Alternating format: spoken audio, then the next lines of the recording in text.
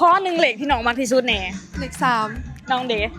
เลขสี่ น้องเด๋ก็ที่ตามสองเอื่อยอยู่บ่ กด เดี๋ยวข้อเบิ่งแน่นี่ก็ที่ตามแถวเบอร์สองค่าน้องก็ที่ตามเอื่อยตืมเหล็กศูนย์ให้น้องมักเหล็ก3เนาะ โดย เป็น30อย่างน้องมักเหล็ก4เอื่อยให้40อย่างมื้อนี้ก็มีเสือแบรนด์เอื่อยมาให้นํอันนี้เป็นเสือแบรนด์เอื่อยน้องฮู้บ่ว่าเสือหยัง ผู้เสือทีมงานคำปง1 2 3 4 5 6 7 8 9 10 11 12 13 14 15 16 17 18 19 20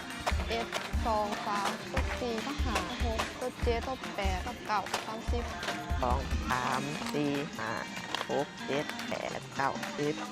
11 12 13 14 15 16 17 18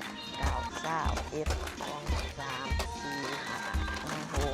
27 28 20 น้องสองคนเป็นหยังกัน เป็นเอื่อยกับหนอง เอื่อยชื่อหยังเด้